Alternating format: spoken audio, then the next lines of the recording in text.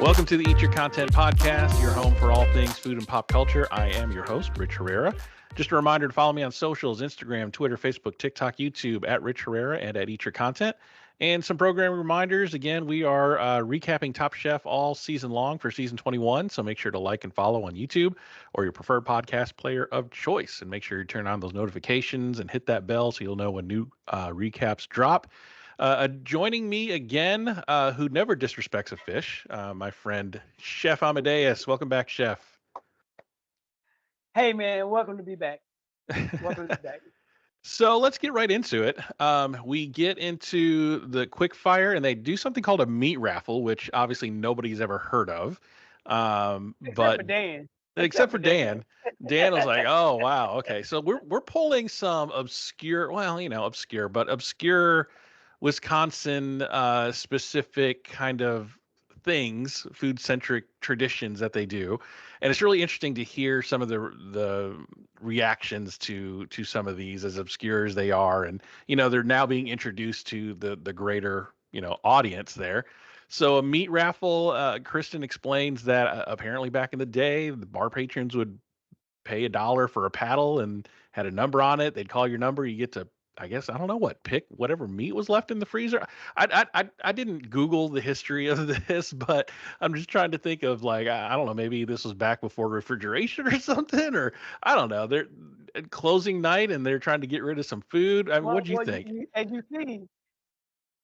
you see, I think what I'm getting more and more into right now, besides the show, is Dan's reaction to things. Yeah, yeah.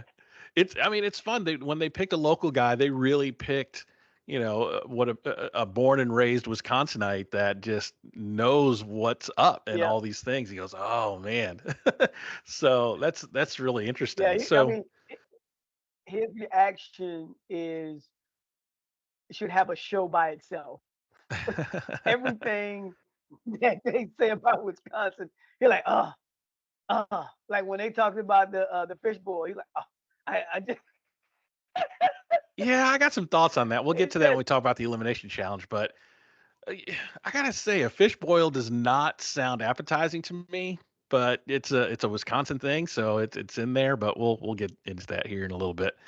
So talking about the meat raffle, so we have two-time James Beard Award winner Art Smith as they called him, Fancy Santa Claus, as the guest judge overseeing the meat raffle. So this is like bingo in Top Chef's version. They have the bingo wheel and ping pong balls with names on them, and Manny's the first one that comes up, and they have this tray of meat that they can pick from, and some of them's like good quality meat, some of them is canned meat. So I thought that was interesting. Manny comes up first, and he gets the wagyu ribeye. Dan comes up next. He gets the Chateaubriand, or a fillet. Michelle gets ground chicken. Savannah, let's talk about Savannah's pick for a second. She was fourth, so they still had some pretty good, pieces of meat up there. There's lamb and some other things. She goes for the canned corned beef, and everybody's like, that's ballsy. That's a baller move right there. And even I think Dan or Danny was saying, that's some confidence to pick what even Savannah called, dog food. What did you think, Savannah, picking that? And when you first saw it, not knowing how it all turned out, but when you first saw that, what did you think? Was Savannah crazy? no. I thought she. Well, here's my thing.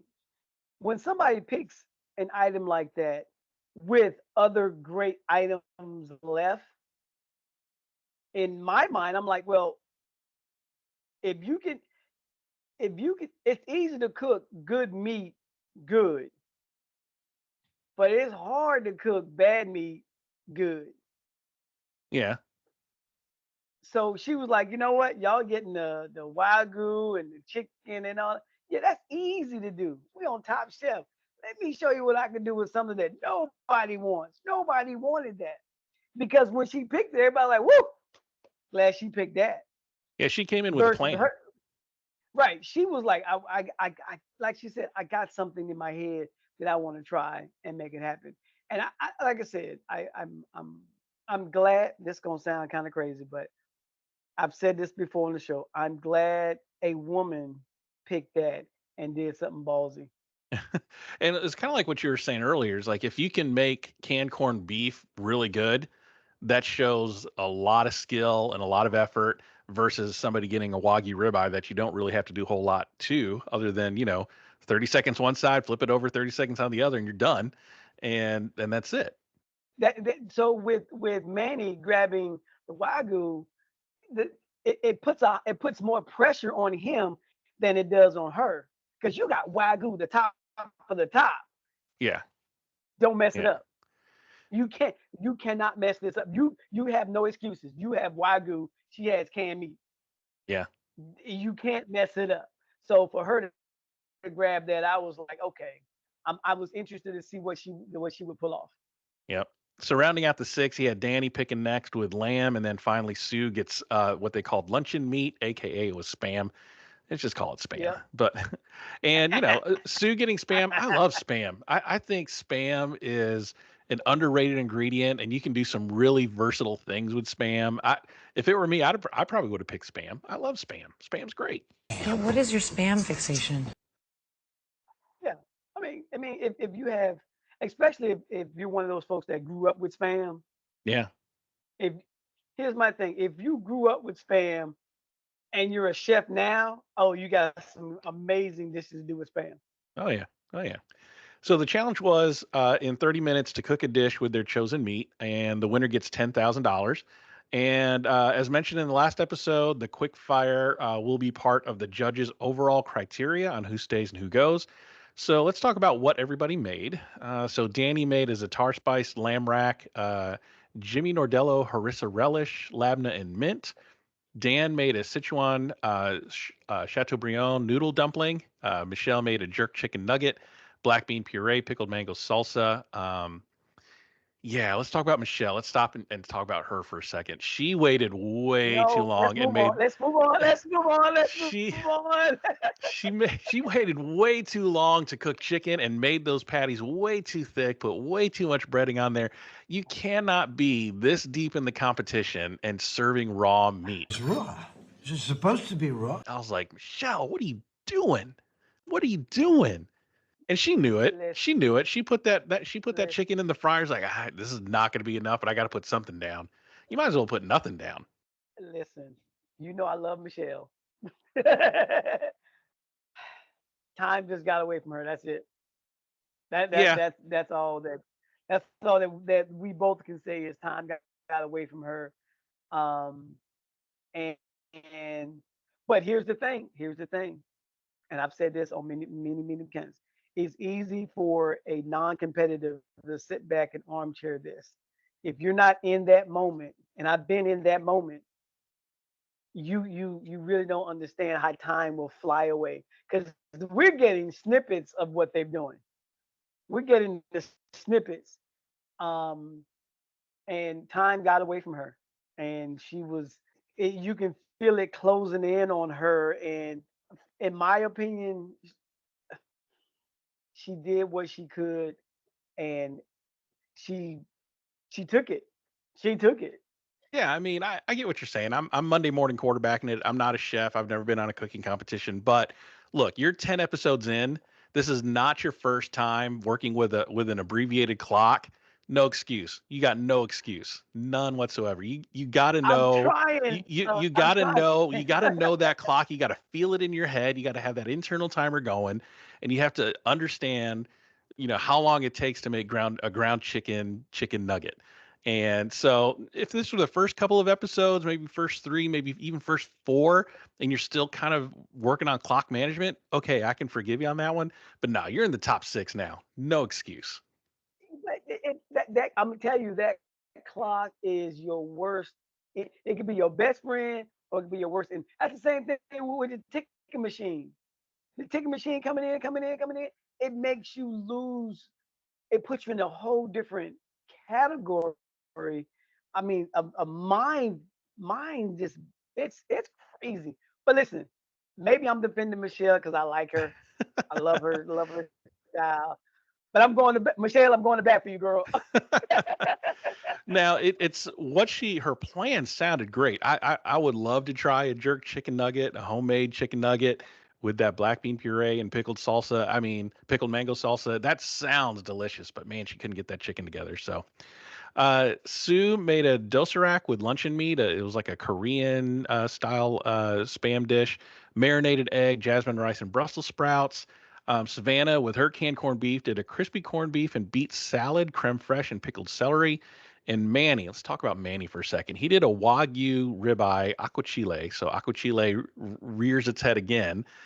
Serrano chili tordos and onion and cilantro relish.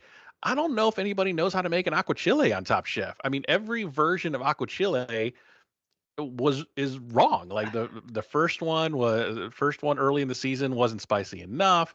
The other one was too acidic, and I think it was too acidic in Last Chance Kitchen. And then with Manny, he ends up on the bottom of the quick fire because he messed up a wagyu. He drowned it in aquachile, and it just completely destroyed the beef. He didn't have to do anything to that steak. All he had to do is cook it 30 seconds one side, 30 seconds on the other, come up with a good, So sauce and a side, and you're done. right. So I think so. I mentioned this before. How everybody's doing aqua chile. So I made an aqua chile. I made one. Like And I'm during like, this okay, let me. season, as you were watching, you're like, let me Yes, try my hand at this aqua this chile. How week hard could it be? this week I made one. And what I did was because it's so liquid and fluid with the garlic and the onions and everything. I literally made bacalaitos, crispy fritter, and I used it as a dipping sauce and put the everything on top and ate it like a salad and dipped it in there. It was good. Um, but I just think that Manny is disappointing that he makes aqua chile and messes it up. Manny's disappointing that he had wagyu beef And messed it and he up. had the first choice to grab it. Yeah. It's like, dude, you got wagyu. You could have seared it. Bam, bam, bam. Aqua chile as a side piece, and yeah. So I just think, and what it is here's what I believe it is. They're going, they trying to take everything to the next level. But as it's been said many times on Top Chef, know when to say when. Edit your dish. Less is more. All those kind of phrases because there's you got wagyu. I mean, Yeah. Yeah. ta-da! Pepper, salt. Yeah, I Yeah. was I was shocked that he was at the bottom. Yeah, what he should have done was the meat speaks for itself. Use those 30 minutes, use 25 of those 30 minutes to come up with what you want to complement the steak. And then the last 5 minutes, cook the steak, let it rest, slice it, done. So, Manny did it aquachile. In Manny's defense, nobody made a good aquachile. So the aquachile 3, Chef Teston 0. So, here we are. I mean, like I said before, what is this aqua chile, and that's why I made it because I was like, okay. But to me, it's like a Spicy water. you can take the but here's the thing, you can do the same thing with sofrito, same kind of things. Instead of using like a serrano chili, use ají dulce peppers. Just it just I don't know. The technique of it kind of you can do the same thing with sofrito, and if you blend those flavors together, you get this amazing dip for like the fritter and dip it in there, scoop it up and put it in your mouth. Amazing stuff. Yeah. So, but yeah, okay, aqua chile. So we have the top six now, so there's no middle anymore, and it's illustrated here with they have a top two and really a bottom four.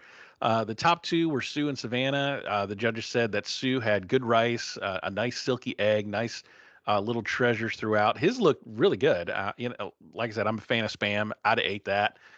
I mean, other than how fancy it was, I have made spam, eggs, and rice for breakfast. And with Right? some kombu and or some seaweed, some shredded seaweed on there. Yeah, it's good stuff.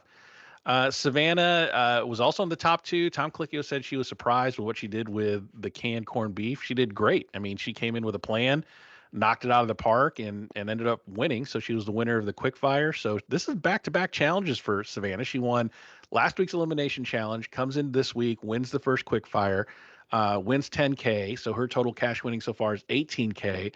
And man, Savannah picked just the perfect moment to start peaking, right? To really start Yeah. cooking really well. And, as soon as the middle dissolved away, she kicked it into gear and is really doing a lot of good stuff over the last couple of seasons. What do you think? Savannah was your pick on your draft team. She was the last pick, but what we call the Mr. Irrelevant in the NFL draft. So she was your last pick, but she's doing really well. What do you think?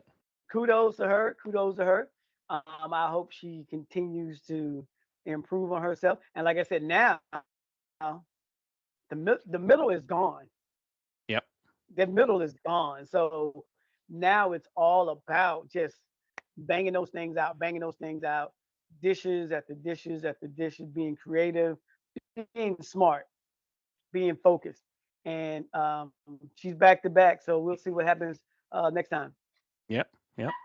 So again, no middle. So we have our bottom four. So they made some notes on why these were on the bottom.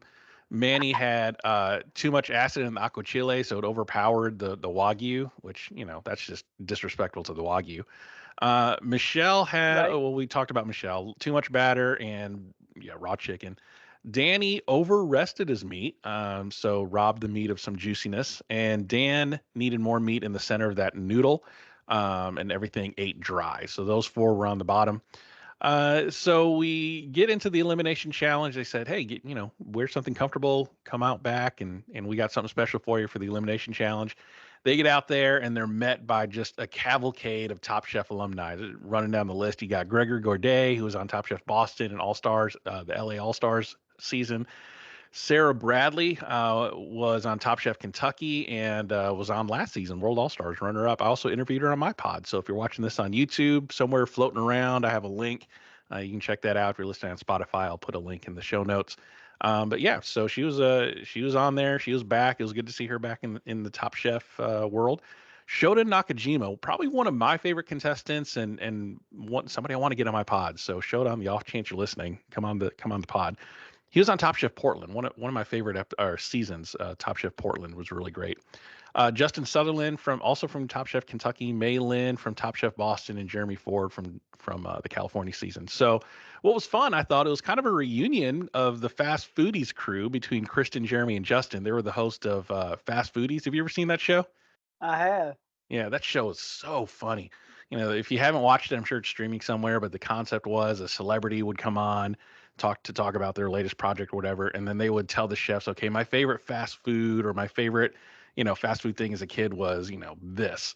And then they would make a high-end gourmet version of that thing, and then the celebrity would pick the winner, and then the loser would have to do this kind of like, silly, punishment type of thing. But it was just a really fun show.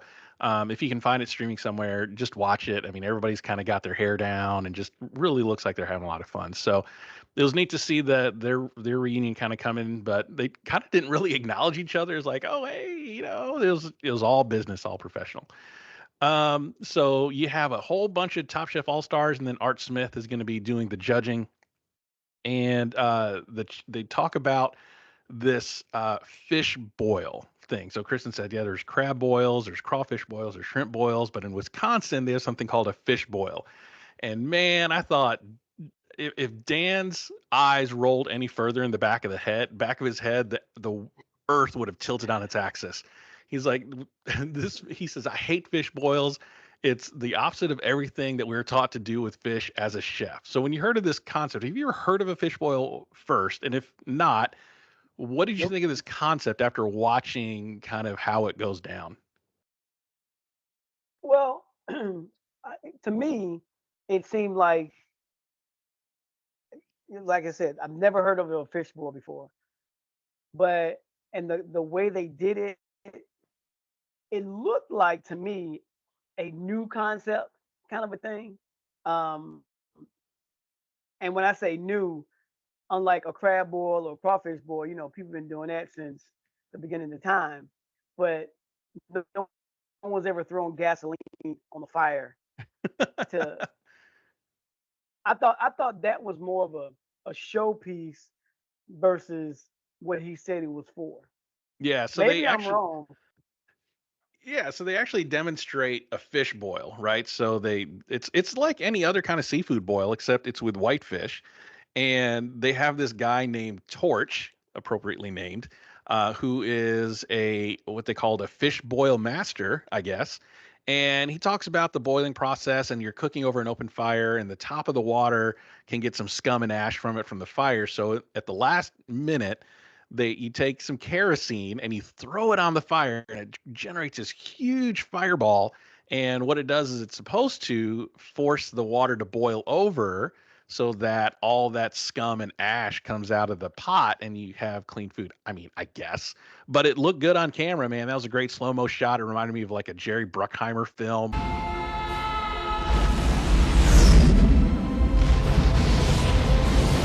I didn't see any water boil over, so I don't know how effective that was. Like I said, But it looked like it was just meant for TV purposes only.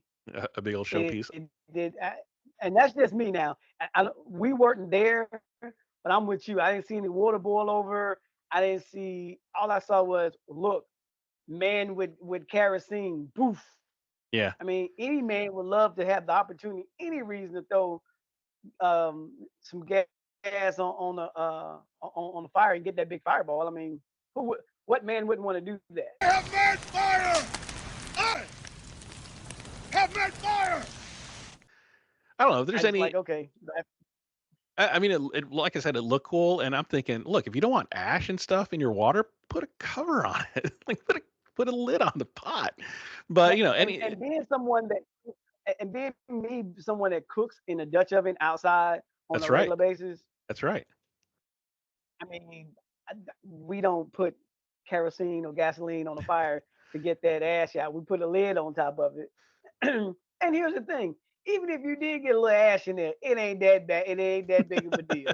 So, I, like I said, me personally being an outdoor cook, I saw that a waste of, you know, Waste of good yeah, kerosene. I don't pretty much. I mean, and your reasoning for doing it to me, like, really, that don't make sense. But okay, Well, look, neither one of us are native Wisconsinites, so or Wisconsiners. I don't know what the proper term is. But if you're listening or watching this and you're a native Wisconsin resident or have lived there or grew up there, leave a comment down below and let us know. Like, look, was this legit? Was this not yeah, legit? Or are we talking out of our heads? Or are we making fun of something that really is something that happens? I don't know. But like I said, look good on TV. Nice slow mo explosion. Pretty cool.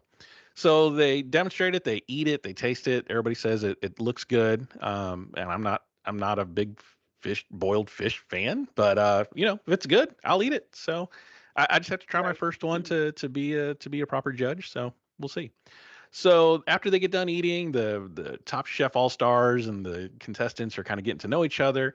So Kristen reveals the twist. So the twist is the six all stars are going to be doing the shopping for the contestants. The chef tested. So they have 5 minutes. The chefs have 5 minutes to break down their vision to their partner, to their all-star partner, who's going to go out to Whole Foods and do the shopping for them, which I thought was pretty interesting. So they're going in blind. They don't know what they're going to get, Right. and really hope that the all stars just get what they get. So here's how the pairing broke down. So Savannah won the elimination challenge last week. So as a result, she gets an advantage for this week. And the advantage was she gets to pick her all star that's going to do her shopping. So her and Shota kind of got to know each other a little bit, and they kind of cook the same type of food. So she picked Shota. Shota is going to be shopping for Savannah, and then everybody else had to draw knives. So the all stars drew knives, and here's how it shook out. So Gregory is going to be shopping for Sue. May is going to be shopping for Manny. Sarah is shopping for Michelle. Justin is shopping for Danny, and Jeremy is shopping for Dan. So they talk about what they're going to do, and they off to Whole Foods they go. And it was kind of fun watching them shop. A lot of them were like, "Oh man, this brings back memories," and "Oh, this is so fun to be in this environment again." And pretty much, the shopping went fine. It was fun to watch, and so they get 30 minutes in there, and um, yeah, so they get their shopping. What you think of that little twist of the All Stars doing the shopping for the chefs? That was interesting because even though they had time to tell their counterpart, hey, this is my idea, this is what I want to do, they still have to translate it and get and go to the store and hopefully they have those type of things. And then of course some of the chefs, some of the all stars like, well, just in case I'm gonna bring this stuff here, even though they didn't ask for it, I'm gonna bring them this. I'm gonna make sure they have this. Like what's the chef name? She bought the masa, Oh yeah, melee. and he was like, no, I don't do that. I'm not making tortillas from scratch, Oh, but luckily I she ain't bought making that from regular scratch. tortillas too. Yeah, but so like I said, it's that those chefs in their head they're like, well, why don't you just same thing with the avocado? I don't think avocado is a side. And Manny was like, yeah, it's a side. And, okay. This is my dish, man. Quit telling me how to make my dish. But But that's what happens when you're working with chefs. yeah, yeah. Danny seemed, when they. Especially you talking to a chef that won. Oh You yeah, talking to a chef that won Top Chef. So it's like she's telling you, like, dude, that's this really ain't it. not a side. That ain't it. Guacamole ain't it. So yeah, Yeah. on one hand, it's like, yeah, look, you're only here to do the shopping for me. This is my dish. Let me cook my dish. But you're right. On the other hand, they won Top Chef or been in multiple Top Chefs, so they know what they're talking about. When Mei Lin tells you guacamole is not a good side, you really got to take that to heart and say, "Am I doing the right thing?" So I don't know. But Danny, it was funny. Danny seemed worried when he said, "Okay, all these people are going to do shopping for you." He just kind of looks down, and goes, "Great, great, great, great, great, great, great, great." Cool. Cool, cool, cool, cool, cool, cool, cool, cool, cool, cool, cool, cool. So he's kind of playing it in his head. I thought that was pretty funny. So the next morning, they get to Grant Park Beach, which is a beautiful looking beach, and it was time to inspect the ingredients. Danny thought Justin did pretty well, and Justin had a little bit of extra money and bought him a bath bomb, which I thought, that's pretty nice. A bath bomb and you relax after a See, hard day a of chef cooking. to a chef. Listen, a chef to a chef, they'd be like, dude, I know you can use this. Oh, yeah. Especially in the heat on the beach. Yeah. Look, you got Sweating. Yeah. self care is a priority, right? You got to take care of yourself. Treat yourself. I thought that was probably one of the best things that happened on that show. I thought it Because was that pretty dude funny. took time. He thought about, I've been there, man. Trust me. You're gonna need this bath bomb. You're going to need a bath bomb. Yeah, yeah. So I thought that was pretty funny. So they're having to cook for 100 people.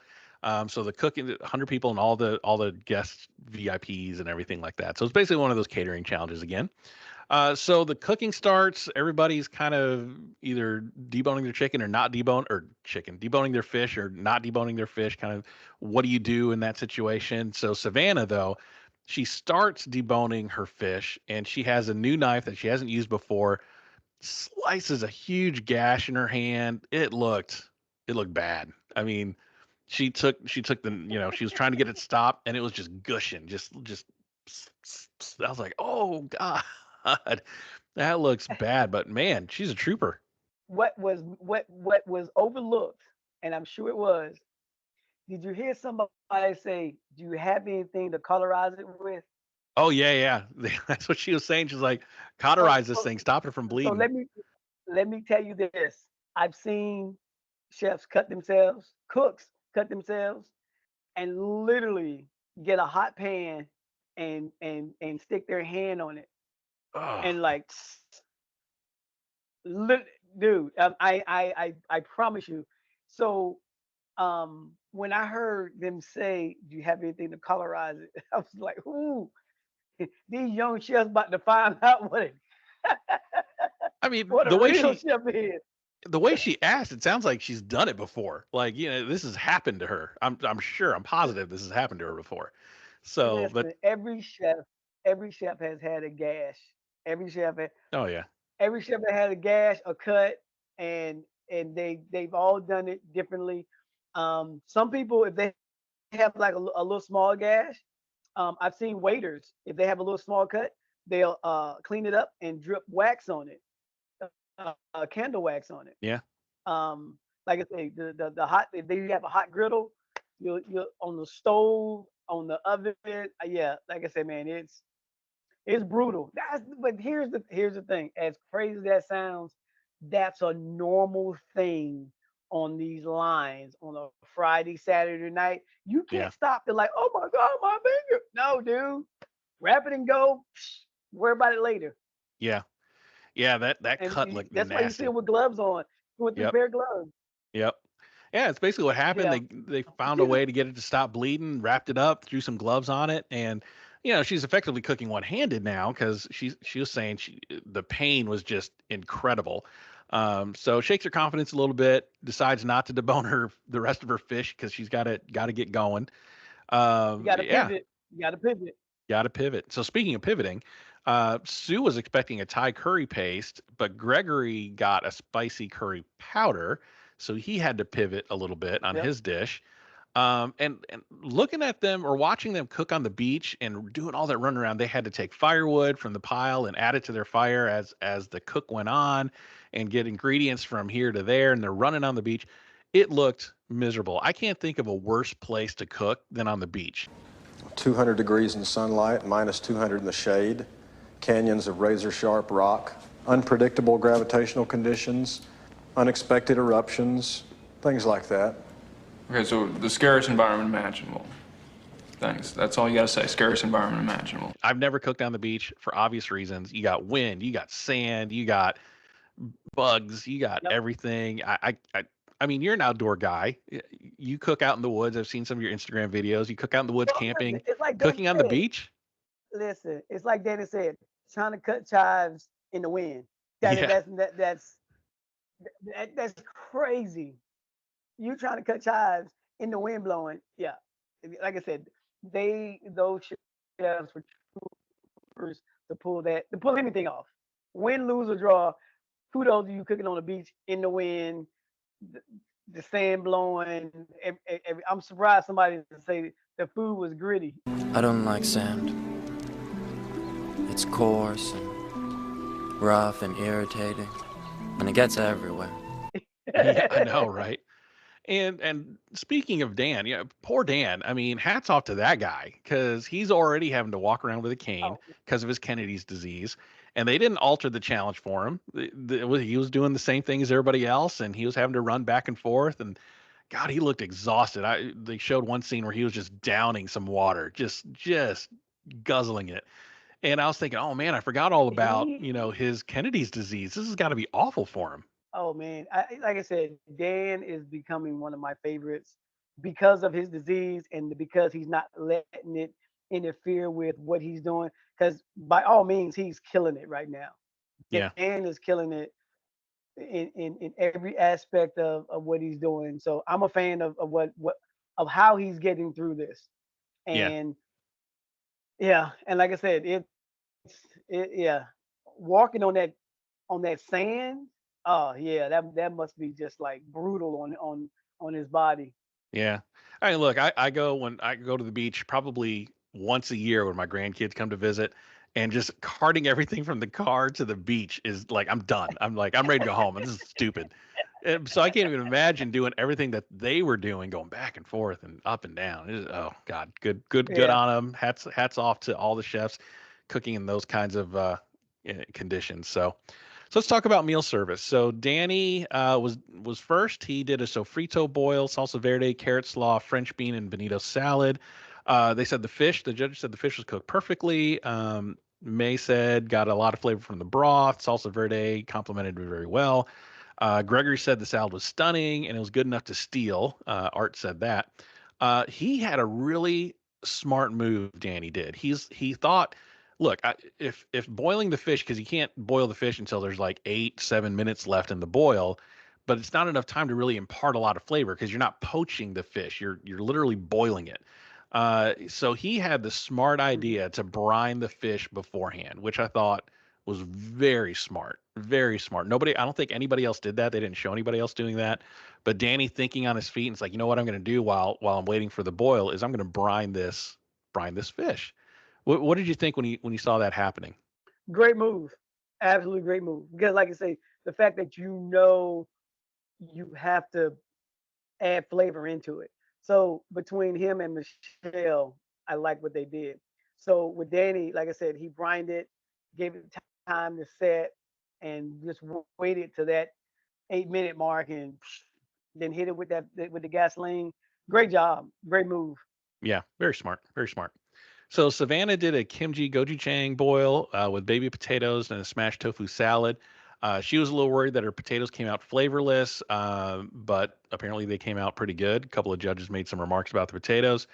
Tom thinks the fish was bland. Kristen said it was overcooked, and everybody thought the potatoes were great. So everything kind of disintegrated though in the salad. That tofu salad didn't come out real well. And I think definitely probably a bottom dish, but she had a good quick fire, so we'll see if that gets her saves her. Sue, oh poor Sue. Sue had a pineapple curry fish boil, a fish sauce beurre blanc, twice cooked potatoes, crispy corn miso slaw. The corn was raw. Nothing about the slaw looked appetizing. The top was really mushy, according to Tom. Fish was cooked nice, but it felt very disconnected. The pineapple butter sauce was the best thing on the plate, according to Gail. This is an example of not editing. I mean, it was a clunker for sure. But he had way too many things going on.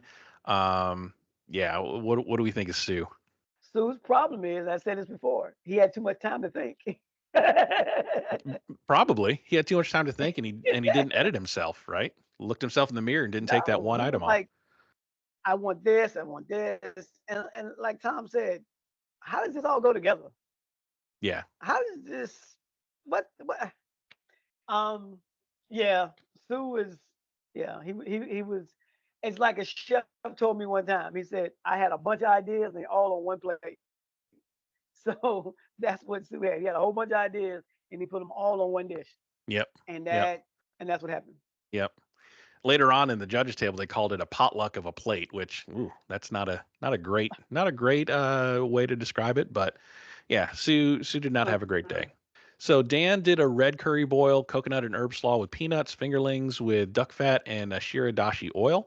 They said the fish was cooked, perfectly cooked, and the broth imparted a lot of flavor. The potatoes were an afterthought, though, and needed more spice. But sounds like the slaw was pretty good.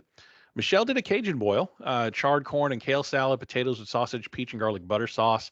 Tom compliments the cook of the fish and the Cajun spice. The potato took on the taste of the sausage. Gail thought all the components told a clear story. Best review so far, I think, of all the dishes, and the best sounding to me out of all of these so far, and more geared towards probably what she's done before, like crawfish boils, Cajun spices. It was pretty much a Right. crawfish boil where she just substituted the crawfish for the whitefish. So out of all these, that was the one that I I agree. wanted to taste the most. It just sounded really, really good. Yeah. Yeah, I mean, it the her flavors. That's what I say. And she over seasoned. So when you put that fish in there, that sausage juice in the water and the all the spices, it just yeah. I would have tried that one as well. yeah, complementary spices all mixing together in that boiling water, and then the fish kind of takes a little bit of that on. So Manny should have listened to Maylin. It was a Mexican boil with tostadas and guacamole and Mexican white rice with corn and chipotle lime butter. It was well cooked fish. Complemented the rice. Manny was the only person to give it a piece of citrus to squeeze on it. But was it too simple? I mean, the judges said it was too safe. Justin, one of the All Stars, said it was too safe. And to me, safe equals boring. Even looking at the plate, the one plate they picked for the beauty shot, as they were describing the dish, looked boring. I mean, it was, Maylin was right. Guacamole is not a side. It's not, and she tried to tell him, and he was like, no, no. But that's because he's trying to stay safe, what he knows, and she tried to tell him, help him, and you get what you get. Yep, yep. Now I have to say this: of all the chefs that were there, I was really impressed with Danny, and it had nothing to do with his food. It was the fact that he went over to help Savannah, Oh yeah, yeah. Savannah needed some help for sure. and he's like, "Hey, I've served my food already. Let me go." And that's what chefs should do. I know we're in a competition. I see you're hurting. Hey, look, tell me what to do. And he didn't do it to sabotage or anything like that. He's just like, hey, tell me what you need and I'll help you out. Boom, boom, boom. And they did the same thing with Dan when Dan was trying to plate up and his hands were shaking. They're like, hey, what do we need to do to help you out? Take away all the cooking and everything like that. Being human is to me is that really nice step for chefs to do. Just I'm helping you out just because you need help. No other reason of anything like that. So my hats off to Danny on this episode. And it has, Yeah, like I say, has nothing to do with his his cooking or anything else besides that he went to go help out a fellow chef just because they needed help. that's right. That's right. Yep. It is a competition, but helping out, when somebody's in need, always a good quality to have. So let's talk about judges table. Yes. Top three were Michelle, Danny, and Dan. All of them were surprised they were in the top three. Dan especially. I mean, he looked like he was going to pass out that he Michelle. was in the top three. Yeah, Michelle was a little bit surprised. So Michelle was like, what? Me? Oh. I mean, it's good to see Michelle. It was good to see Michelle come out of her kind of mini slump over the last few episodes. So she's kind of getting it back in gear. Dan's reaction I thought was hilarious. He said, "I've never disrespected a fish like that." And what's funny is like at the beginning he said, "I hate fish boils. I'm just not a fan. It goes against Yep. everything I was taught as a chef in culinary school of how to treat a fish." And he wins the thing. It's a perfect example, contrary to episode one of what was that guy's name with the hat? Said I hated pasta, and he just disrespects pasta, and kind of just blows But it in the here's the wind. thing, though. He did the same thing Michelle did when one of her things. She's like, I don't know what I'm doing, but hey, we'll see what happens. And she winds up winning. Yeah, So, um, yeah, like I said, kudos to Dan. Great job. Um, my only disappointment in Dan is he's on your team. Uh, yeah. We're gonna talk but about yeah, teams here in a little bit. So but I'm very very happy to see him uh, doing what he's doing, being a local chef, and you could tell he's that local chef because he'll puts his approval or disapproval on stuff like this fish bowl, like oh Lord, I don't want to do no damn fish bowl. yeah. And then but what he's going through and everything. Yeah, my hat's off to Dan. I'm a fan of his. Yep. So the winner was Danny. Danny was a unanimous decision all around. You got to think he's probably the front runner to win this thing at this point with six left. He's never been on the bottom. He's either won it or was safe, but he's never been on the bottom of an elimination challenge yet. So I got to think he's probably going to be in the finals. I mean, what do you think? He's doing really well. He's a technician. He knows how to cook. I mean, he's a great chef. Yeah, but like I said, I love him because he's on my team. I'm rooting that he continues this path on, always being creative. Um, and I have to say, he does the most amazing things with carrots. Oh, that's right. He did it. He did that carrot slaw that everybody loved, and Art said he was dreaming He about is it. like And he's like killing carrots, and I'm glad because now it lets other young chefs see that carrot is not so boring. Chop up, throw it in the stew or whatever like that. Young chefs, look at Danny. that's right. He's take a simple vegetable and he's won events with it, won challenges with carrots. Yeah, it's With more than just carrots. it's more than just one piece of the mirepoix, right? It can Yeah. be a star on its own. So good for him. Good for him. And he's killing it right now. But yeah, like I said, he's a good contender for that. I think the other person that I think is doing the same thing. I like Dan. Manny can do it if he gets out of his own head because Mm-hmm. he's in his head like this is what I'm going to do. When someone literally told you avocado is not a side dish, Yeah. I mean, he was getting some free mentoring take from that. Mei Lin, and he wasn't taking it. Yeah, and like I said, but once again, men have this tendency to be like a bull and be like, nope, I'm doing what I'm doing. Okay, Yeah. and now he winds up at the bottom of it.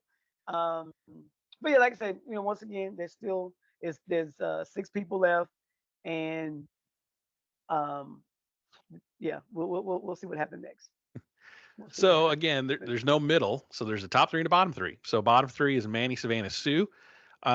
Sue was eliminated, so he goes back to Last Chance Kitchen, familiar ground for him, and he only has to beat two other chefs instead of five to get back in. So we'll see what he does here in just a minute. What did you think of Sue getting eliminated? I saw it coming. Yeah, I mean, sure. I, I saw it coming. I think Sue is. I've said it once and said it again. He has too much time to to think about things. He needs to cook like this, like this. Anytime he have time to think long, as we say, I don't know if you play spades or not, but in the game of spades, we say you think long, you think wrong, and that's what he's doing. He's trying to put so much of his head on the plate, and it's too much. Yeah. It's too much.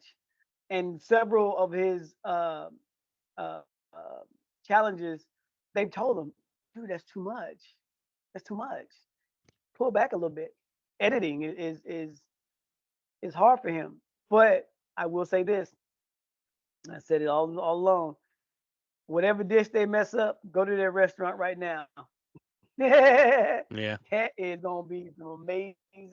That's why I want to go to each one of these chefs that did aqua chile. I want to go to their restaurant and try the aqua chile. I guarantee you, it is on point.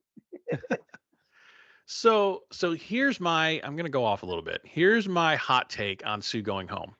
I 100% disagree with this decision. Now, here's why. Okay. Here's what I mean by that. If it were just about the elimination challenge, I agree that he should have gone home. He obviously had a clunker of a dish, but it's not. Quick fires play a part. They said themselves quick fires play a part in the factoring of the decision of who goes home. We're talking about Sue was on the top two of the quick fire last challenge just a moment ago. Manny was on the bottom twice. He was on the bottom of the quick fire. He was bottom of the elimination challenge. His elimination challenge dish was boring, and boring is not how you win Top Chef. At least Sue took risks. Did it pay off for him? No. But he had a top dish in the quick fire, and they still sent him home. So either the quick fires matter or they don't, because they. So you're telling me that one dish, now it didn't taste it obviously, but Sue's one dish was so much worse than the two bad dishes that Manny had in the quick fire and in the elimination challenge that Sue had to go home. I completely disagree with this decision. I thought Manny should have gone home because he was playing it safe, and safe doesn't win you Top Chef, and he was in the bottom of the quick fire, and if the quick fires matter, he was on the bottom twice, quick fire and elimination. Manny should have gone home. That's my take. Obviously, I'm not the judge, but either the quick fires matter Okay. or they don't matter. If you look at it from a different perspective, if you have two chefs, you expect one to knock it out of the ballpark because you've done so well at everything else, the quick fire, and you fought your way back in, and all these different things there. It may have been the fact that the mistakes that he made, even though Manny's was boring or whatever, technically it was good. Two, he may have had some technicalities that pushed him out of the way. Now, granted, with Tom and the other judges, they say the quick fire matters, but the taste and the techniques are the points that they were looking at. I believe, and that's what they were looking at, and that's why Sue went home. Now, should Yeah. Manny have been? But hold on, here's the thing. In my opinion, Manny should have been gone before Mm. before this even week. You see what I'm saying? So that's in the judges' hands. When I work with the young cooks doing competition, I always tell them, once you put the plate up, it's out of your hands. Yeah. So the only thing you can do to save yourself is make sure that everything is technically correct. And when it gets to the judges, it's on the judges' choices. And what I tell them is, I always use gumbo as a as an example. if you give me a gumbo to judge and I see chunks of okra and chunks of tomato, I'm not going to be a fan of it. Has nothing to do with flavor. It's just I don't do chunky okra and tomatoes. Now, John over here may be like, oh man, I love it. So that's why once it's in the judge's hands, it is what they call it is. Even though they put the rules out there, it's still in the judge's hands. Yeah. I gotta think that Sue's dish was so inedible, so revolting, and so bad that it overshadowed his quick fire top dish. Because again, they said quick fires matter. And, if we're looking at all things being equal, that, okay, you're on the bottom. Manny, you had a quick fire dish at the bottom. Sue, you had a quick fire dish at the top, but Sue still goes home. Then the only reason was that his dish was so horrible, just completely horrible and trash, that's why he had to go home. It just overshadowed everything else. Now keep this in mind too. We don't see the entire judging. We see clips of it. Keep that in mind. Yeah. Well, the end result is still the end result. But anyway, I digress. I get like granted. You have laid out everything, and you're absolutely right. You're absolutely right. But like I said, I thought Manny should have been going. Episodes He ago. shouldn't even been on this week episodes ago. Even though Manny's my guy, he's been slouching. So like I said, it's in the judge's hands, and once it's in the judge's hand, Yeah, it's like what all they you it's do like what is they say. pack the knives and leave. It's like what they say in a UFC or boxing match, right? Don't leave it in the hands of the judges, right? Make it so that you are Exactly. unequivocally the best in the bunch. But it is what it Exactly. is. I watched it. I was a little angry. I paused it, yelled at the TV for a bit, but it is what it is. So let's talk Last Chance Kitchen. This is the Last Chance finale. It's a two-part finale. There's three chefs in Last Chance Kitchen. The winner of the three heads back to the main competition. So we have our first challenge, and for the finale of Last Chance Kitchen, it's a little bit special. So Tom is joined by Kristen, and for the first challenge is they have to create a dish utilizing all quick fires in one cohesive dish. You have Laura, and I just realized after watching the episode, I've been pronouncing Laura's name wrong for the last 10 weeks. It's Lara. Lara, I guess. So Lara, Amanda, and Sue in this first challenge. And Tom wheels out all the quick fires, emblematic of all the quick fires. And he said, okay, I want you to make one cohesive dish with using all the ingredients and all the techniques that we've talked about in the quick fire. And I was like, oh man. I said, that's just savage. I thought, man, that's savage. Trying to remember all the techniques and ingredients from all the quick fires and turning it into a dish in 30 minutes. But as I was watching them cook, I was like, man, these guys are making it look easy. I said, this in 30 minutes. So when you saw that challenge, where you're like, man, I don't even remember what the quick fire was that we just watched, let alone one from episode one. Well, well, what helped was they rolled the whole table out with each one of the flambés and the hops and all that Yep. stuff. Yep. I think that is a. I'm not gonna say it's easy. It was an easy challenge. The hardest thing about that is not the cooking part. It's the time. It's the time part. Yeah. Trying to put all seven into I think it was seven ingredients or whatever, all into one cohesive dish. And that's the important part. Cohesive dish, Right. not just on the plate. A cohesive dish. Everything has to make sense. Yeah. And I think those chefs did an amazing job in that 30 minutes. Yeah. So Sue he did a play on a Thanksgiving plate by making a Chateaubriand. I keep pronouncing that wrong. Chateaubriand with a sourdough hop puree, cranberry and cherry sauce, compressed carrots and celery. Kristen said the hops were very front and center. She would have liked the brioche puree to be a little bit thinner, a little bit more sauce-like. Tom thought the flavors were good and that the sourdough puree reminded him of a stuffing. Amanda made a hop smoke wagyu ribeye with potato puree sauce, flambéed cherry, and cranberry relish. Tom thought the beef was beautifully smoked, but Kristen didn't think the smoking with the hops came through enough. Laura made a wagyu kebab with baba ganoush, cranberry and pepper relish, hop shung sauce, and flambéed cherry sauce. Kristen liked the components of the dish. Tom thought the meat could have been cooked more. I thought of the three, Amanda's was the one I would want to taste the most. She cooked that wagyu ribeye really well. Notes to Manny. This is how you cook a wagyu ribeye, and it not be overpowered by something else.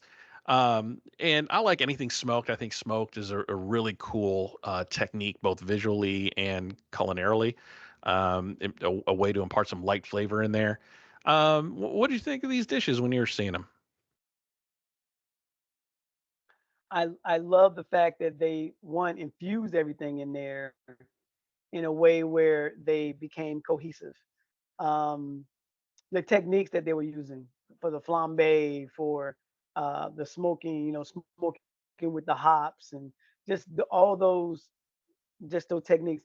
And this is why I always say this: don't worry about the recipe so much. It's all about the techniques. If you learn these different techniques, then you can cook in Wisconsin or Germany.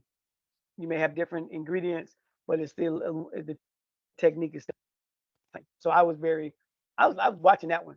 Like, man, Yeah, they putting all that into there. it The was a flambés, because the hops, they had a lot of them had trouble with the hops. yeah, yeah, yeah.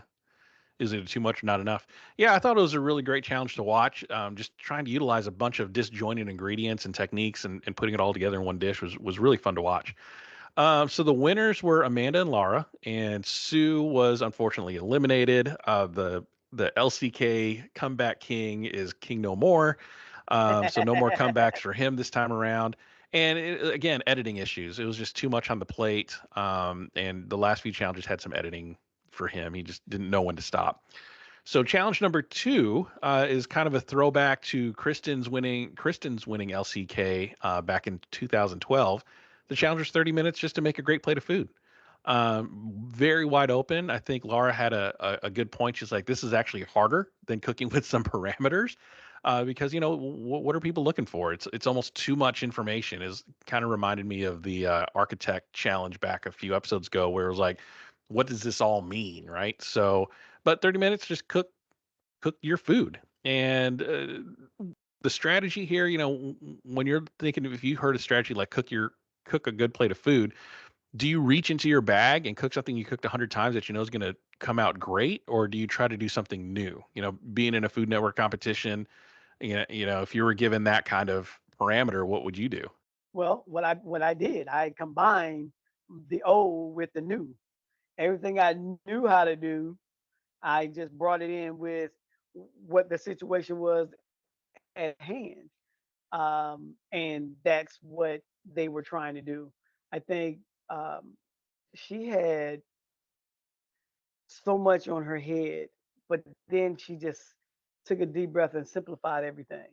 Amanda was just going for it, just just shooting her shot. Um, but like I said, in those situations, you have to put in your your thoughts, your techniques, your circle into that. And I think both of them did a great job at it.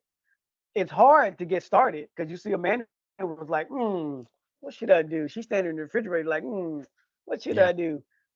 Miss Lady over here was like, I got this. yeah, So, and like I said, it's like I said, it's an open book. Cook me something good, yeah, and that can be anything. It could be vegetarian, it could be vegan, it could be Latin, whatever. And then in a split second, you got to figure out what path you're gonna take. That's the hard part. Where you going with it? And when you go down that path, you got to make sure you stay down that path because you only got 30 minutes. yeah. So let's talk about the dishes. I think Laura, once she got settled in, zeroed in on a vegetable dish, a vegetable forward dish. She did something called a zentignagli vegetables. It's veggies cooked in olive oil. So she did a celery root, artichoke, mushrooms with a crab salad. So Kristen said that the citrus sauce was bright and refreshing, and the veggies were tender. May loved the acidity. Tom thought the sauce was nice, but had a touch too much dill. Amanda did gnocchi with scallops, corn, and charred onion and a shrimp boil sauce. I thought she had a great idea. She used the leftover potatoes to make a potato dough and a potato dough gnocchi.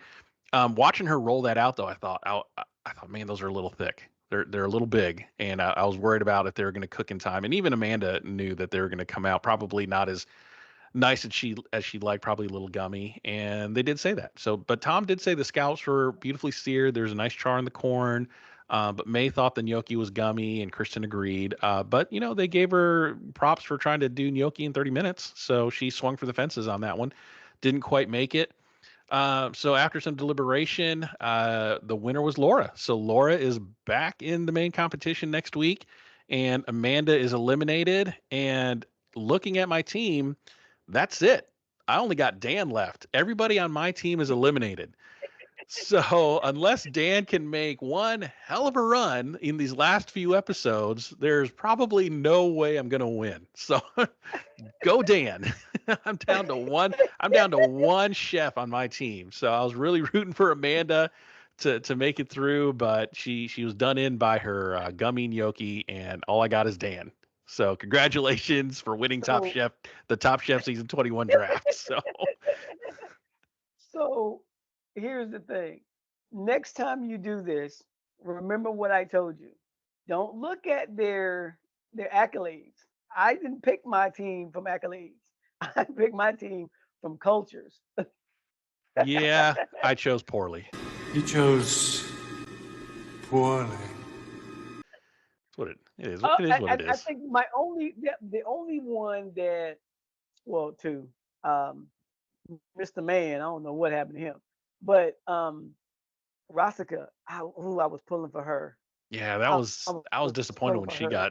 I was disappointed when she got eliminated. I had her pegged to be in the finals, but yeah, she peaked early and then didn't quite make it. So Yes. yeah, so I chose poorly. I got nobody left. So I'm really hoping that Dan finds a second gear and really knocks it out of the park for me. That's the only way I have even a remote chance of winning, is that he sweeps the competition, wins every challenge, and wins the thing. So I don't know. We'll see.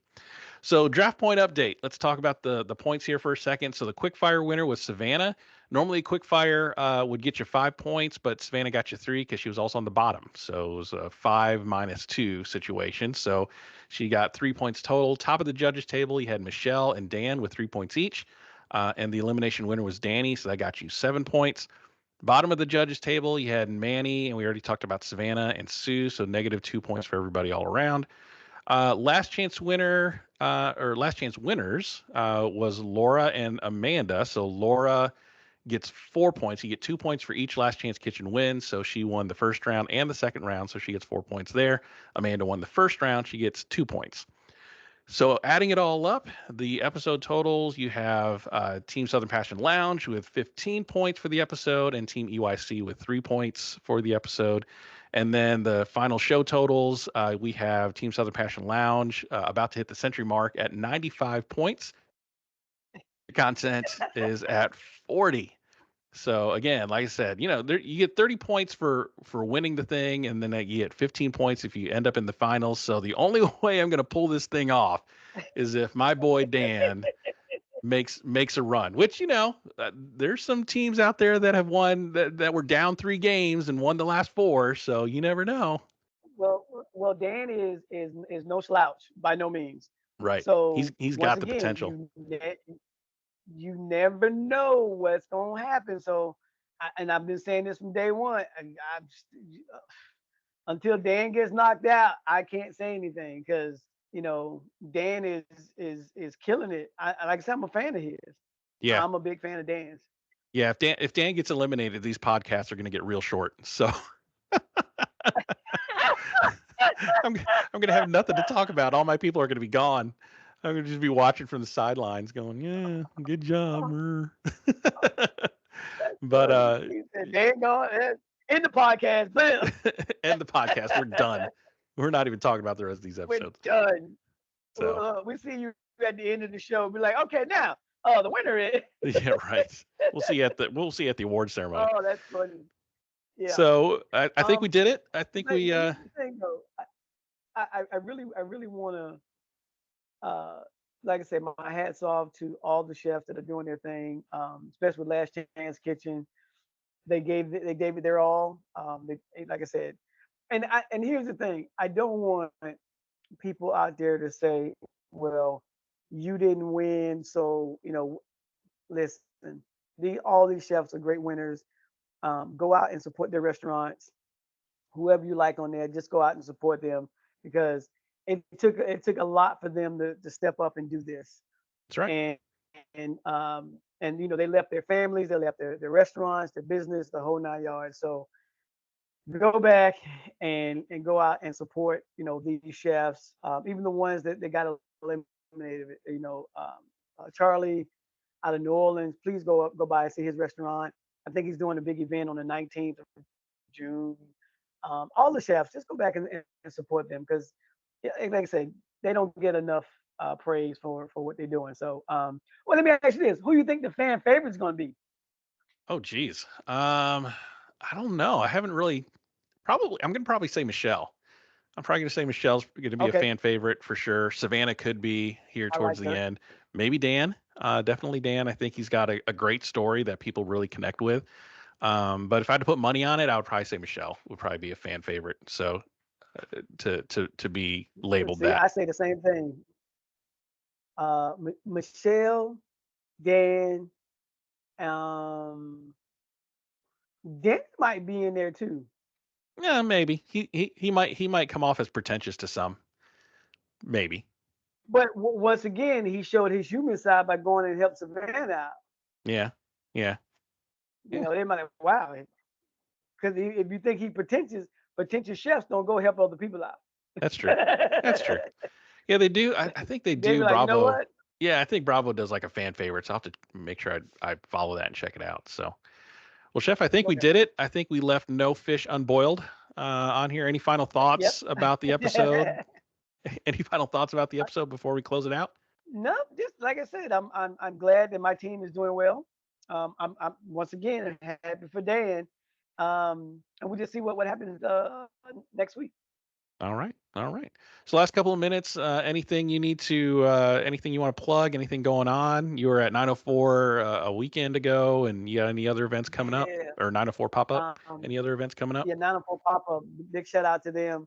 Um, the next big thing I'm working with right now is I'm getting ready to work with some youth in cooking and a whole lot of things, podcasting and all that good stuff.